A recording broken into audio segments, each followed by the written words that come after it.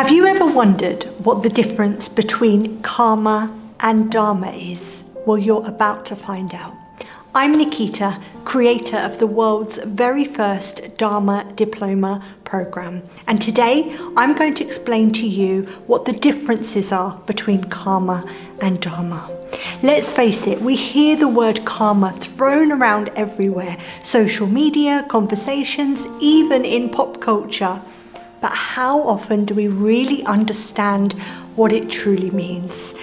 What about dharma? This term is a bit less familiar, but so transformative. So today, I'm going to help you to explore the differences between the two and why they matter, and they can help you in your life. So karma is often simplified as what goes around comes around. We often think that when we do good things will come back to us. When we do bad things will happen to us. But it's so much deeper than that. Karma is the law of cause and effect. So this is not just actions. Many people think karma is just about performing good or bad actions. It's also about thoughts and intentions. So every thought, every word, every intention carries an energetic imprint, and it's the amalgamation of all of these that create our karma. So karma can also be described as our programming and conditioning. We all know that from childhood we absorb the beliefs of our teachers, our friends, our parents, our siblings. And then as we become adults, we have an opportunity to look back and dissect our belief system. So here are a few signs that you might be stuck in the cycle of karma. So you might be using language like, I have to do this, I should do that, I need to do this. So next time you use any of those words, just notice. And then in your state, do you feel heavy? Do you feel drained? Do you feel tired and exhausted? It might be because you're doing things that don't light you up. So karma's not bad. It's just that when we stay in karmic loops, they prevent us from stepping in to our highest potential. So what is dharma?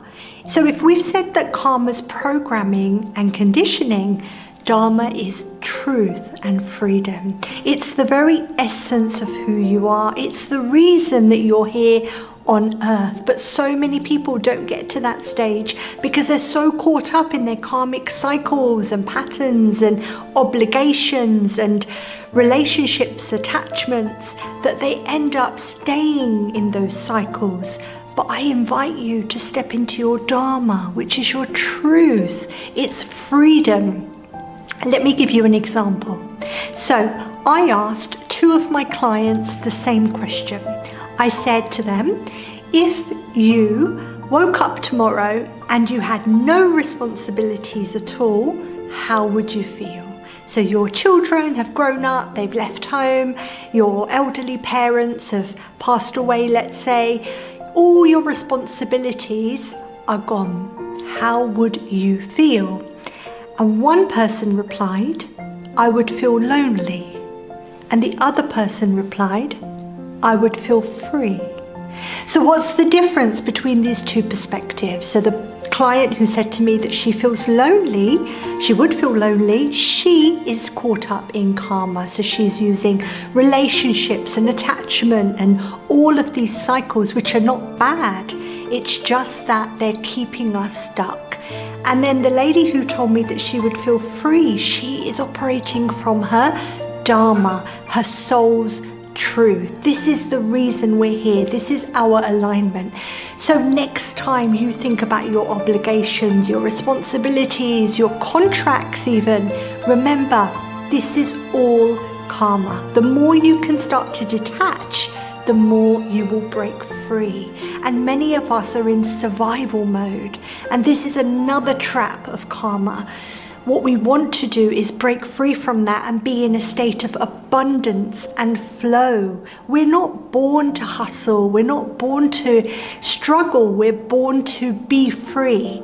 However, we have to overcome those karmic patterns in order to be able to step into our truth and to remember who we are. The reality is we all know that we are souls having a human experience, but the illusion is so strong that sometimes we forget.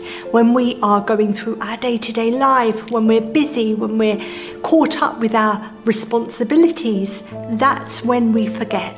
And we start to really believe that we are just this. And what I invite you to do is to remember who you are, to embrace the lessons of your circumstances, and to really graduate, if you like, into the next stage. So here are a few ways that you can start to tap into your Dharma today. The first way is to meditate. Now, you've heard from numerous sources that meditation is wonderful, but perhaps you've tried it. Maybe you can't concentrate. Maybe your mind's too busy and you find that you're wavering. That's normal. That's okay. The attempt of meditation is as good as meditating itself. So just to really give yourself that time and that space, particularly the third eye. The third eye meditation is very powerful. And when we are thinking about stepping into our Dharma, it's very important that we follow our intuition. And our intuition comes from our third eye. Another way that you can start to step into your Dharma is to journal. Journal your thoughts, your feelings and your emotions. Again, we've heard journaling is so therapeutic, but it can also help us get closer to our purpose. So here are a few questions for you to write down and to journal on today. So where in my life am I operating from karma? So we talked about karma as being obligation, responsibility, the feeling of conditioning, programming. So where are you operating from those states? Where are you doing things because you feel like you have to do them rather than you want to do them? So that's question one. And then question two is, where would you like to be doing more Dharma? So where would you like to be able to do things that light you up more? Is it in your career? So question one is, where am I operating from karma? So we talked about karma as being obligation, responsibility, anything that makes you feel like you're being pulled. You're doing things because you have to do them. So is there any areas of your life where you feel like you're doing things because you have to? So those words that I mentioned earlier, I should do this, I need to do this, I have to do this, they all carry so much heaviness, don't they? And then you might be thinking, well, there are things in life that we have to do. We can't enjoy everything. Yes, you're right, but it's all about a change in perspective. So the same thing that we have to do, we can look at with a different mindset, and we can turn it into Dharma, which is our truth, which is our things that light us up. So the questions that I'd like you to journal on are, number one, where am I operating from karma? Number two, where could I be implementing Dharma? And this is really where we start to notice the differences in our lives. And I remember feeling like I was torn at one stage, where I was feeling pulled and pushed in different directions and everybody needed me.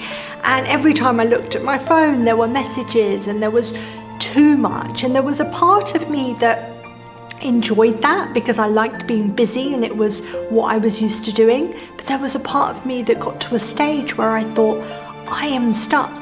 I'm stuck in these loops, these cycles, these patterns, and I don't want to be this way.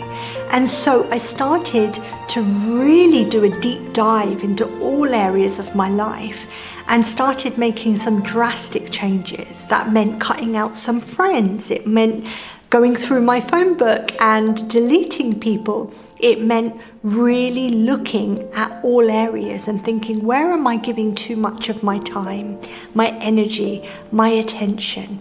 And what could I do differently so that I'm no longer stuck in this programming and conditioning, but actually I'm doing what I'm here to do. And what that did is it created space in my life for me to be able to step into the role that I'm in today, which is facilitating people like yourself to step into your Dharma. So if you're inspired by this concept and you're ready to dive deeper, then consider my 9-month Dharma Diploma program. Why is it 9 months? Because that's how long it takes to rebirth an identity. I have been through many identity changes in my own life. In fact, when I was 16 years old, I changed my name.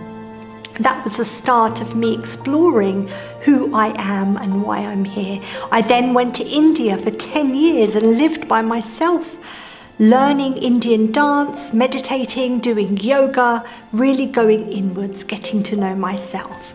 And then I set up a dance and yoga studio, which was very successful. And on paper, it looked like everything was going for me. I had awards and accolades. I had 5-star reviews. But inside, I felt like something was missing.